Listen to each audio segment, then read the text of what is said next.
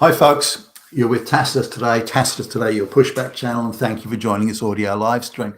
In this essay, I'd like to talk about a proposed amendment to the Australian Constitution, and I'll give you a bit of background to it. This amendment is to give special constitutional powers to a black-only advisory body that has the details are scant, so but as best I understand it, that will have the power to review any legislation or proposed law that would go through the Australian Federal Parliament or any of the state parliaments and regional parliaments for that matter. So this body would have sweeping powers. Now, the powers that they would have not yet been fully determined or itemized or detailed to the micro level.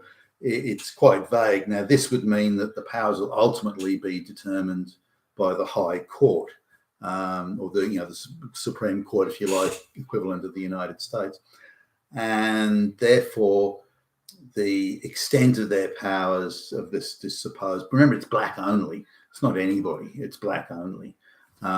Now, this body will not be elected. They'll be chosen by some sort of backroom patronage deals, and there'll be a black elite that will be selected, and they will be richly rewarded, one imagines, for this. And the pure purpose of it is the race hustle. Now, why is this? They call it The Voice because of the very popular program about singers coming on to and they're great singers and they become famous and so on. This has got a huge following in Australia, The Voice. So they're calling this black only advisory body. It's effectively an unelected black parliament. They're calling this black advisory body The Voice. So trading off that. Or trying to launch pad off that trademark to give it a sort of an emotional credibility. Now, why is this needed? So the argument is put forward is the classic Marxist one. Well, the outcomes between black and white citizens are different. Therefore, something must be wrong. It's because of those fucking white supremacists, fucking Nazis, and we have to stop them. So that's why there's a difference in outcome. Is the difference in outcome lifestyle choices? Is it living sort of on the the traditional Aboriginal sort of way, like before white folks turned up? Is it related to cultural issues in the Aboriginal black community or something? No, it's none of those things. Any difference in outcome, any difference, the slightest difference is because of fucking white supremacists, fucking Nazis. So all we're trying to do is stop the fucking Nazis. That's all we're trying to do. Stop the Nazis. And if you're against that or you question, that means you are fucking Hitler. So why are there differences in outcome? I don't think anyone can dispute that. And they sort of go, well, the average life expectancy for an Australian citizen is 77 years, for example, 77 years old, but it's only 61 years old for an Indigenous Australian as an average. So, well, that's it. White supremacy. Hitler is the fucking fascism. That's what causes that. Stop. Firstly, it's widely accepted that Indigenous Australians will, Aborigines, black people, call them what you like, they are engaging all sorts of habits like petrol sniffing, glue sniffing. They nuke themselves with alcohol. They live, lifestyles, especially if they're living the original sort of Aboriginal lifestyle, where they're living out in the middle of nowhere. So if they get sick, which they often do, then they're 500 miles from the nearest hospital, and they don't have mobile phone coverage in the middle of nowhere and this sort of thing. But they've chosen to live that lifestyle, and so we've chosen this lifestyle. But we also want to have full and fully kitted up, fully tricked up medical facilities, including surgical theatres and the whole business. We want all of that, and we want it, 5 minutes drive away or 5 minutes walk away, which of course is absurd. So there's the various activists say, well, the Aborigines should be allowed to live their original lifestyle before Europeans come. Oh, I'm fine with that if that's what you want, okay. But then to also expect first world, the very best of first world care to be available at the snap of the fingers at the same time as you want to live the pre-white man lifestyle, then I don't see how the two of those can go together. And that's really the argument that comes from that. Now, there's also a real problems with getting Aboriginal kids to attend school. So, and the various, the cultural differences between, and the Aborigines are encouraged to live their cultural lifestyle, but only parts of it. So that it's very cherry picked by the lefty liberals. So, if the Aborigines want to, for example, I think 12 or 13 is considered to be an acceptable age for procreation, but that's not the case. So you say, well, live your lifestyle, but you can't do this bit, or that bit, but you can do the other bits, and that doesn't really work. There was a lot of tribal warfare before the white folks turned up, and that still goes on today, really. So there's a whole lot of reasons why Aborigines aren't going, because they won't go to school, or it's very patchy. A lot of them only have 1 or 2, 3 years schooling at best. It's hard for them to get jobs, and the idea is that they must be able to access the most prestigious and well-paid jobs, or again, it's Nazism, fascism if they can't. So on the basis that all outcomes must be exactly equal between the better off white people, not the poorest white people who are also dying young and from various diseases, but the better off white people. So you have to be kind of upper middle class white person, and then all Aborigines must have an outcome equal to an upper middle class white person who's done 12 years of schooling and another 6 years of university, and has and this sort of that the Aborigines had 1 year at school, 2 years at school, comes from an outback, can barely speak English. They have to have the same outcome with the city upper middle class. In no real world or known reality would it happen. But anyway, let's what really got me onto this, because I wasn't going to touch it. I didn't like it. I thought it was crazy, and to me it smelt like a globalist plot. They were looking at all the white countries of the world. So, well, New Zealand, we've got a huge Maori population, so we can grift and race hustle off that, whites and the Maoris, because the evil white people are pressing, and that we can grift off that for forever. The United States has got the slavery and the black people, so that great grift there. We've imported a class of black people into Britain, so we can hit them up with colonialism. Fantastic race grift there. But in Australia, it's different. The proportion of firstly, there was not even 1 million Aborigines in the entire continent when the white men turned up. Less than the population of even a mid-sized city now, and the amount of people that claim to be either full, half, or quarter Aboriginal are again, maybe 1% of the population. So the majority of people that are claiming to be Aboriginal today are 1/8, 1/16, 1/32, 1/64. Now, once you get to 1/4, you're really pushing to see any Aboriginality at all. In fact, even a lot of people are only half Aboriginal. They've got a white parent, and they could be from many different places. You'd struggle to pick them as being Aboriginal, or I do anyway. So nonetheless, so there's a very small proportion of the population. So I think the globalists looked at this and thought, holy crap, there's just not enough black people in Australia to create that white-black race grift hustle. We need these two groups to fight because we have to keep shaming and blaming the white people for all time, particularly while we're implementing the globalist project. So we have to have that rawness of race conflict. We have to have it, and we have to gin it up if it isn't there to begin. We have to invent it if it doesn't exist naturally.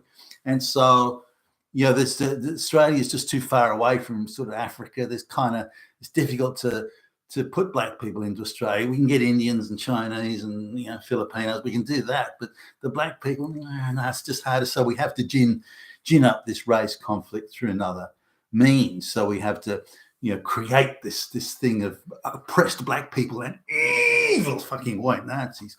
And this is what the globalists want. So they've gone to their globalist controlled little flunky stooge morons and said, okay, look, we've got to gin this up. We've got to gin up the race conflict. Okay, so we have to have a constant blaming machine there to accuse white people of racist. They're all Hitler. We've got to do that. So, hey, this is a great way to do it. Now, so let's have a referendum about this. And if the referendum passes, then we've got the mechanism, the architecture there to constantly blame. Well, look at the difference in outcomes. And those difference in outcomes between black and white are all caused by fucking Hitler.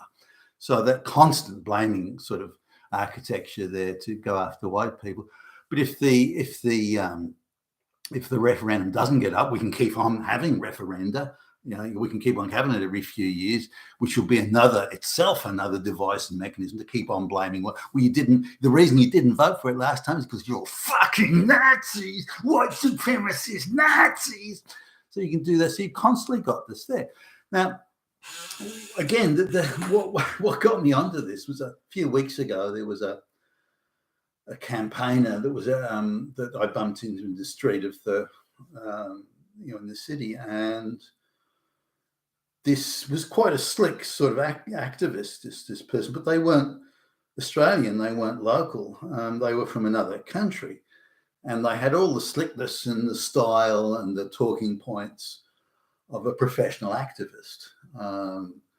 This wasn't just someone off the street that believed in it or understood it. And they stuck perfectly to the talking points, which were delivered sincerely or faux sincerity. I mean, they didn't mean any of it. I'm not even sure they understood it necessarily, but they delivered these talking points. And the talking points were again the globalist talking points. Aborigines just don't get the same. They can't access the same. They're denied medical services. Little girls dressed in pink come begging to the hospitals, and fascists. Hitler personally comes up in front of the hospital and turns them away. It's terrible. We have to do something. Oh, global warming. It's terrible.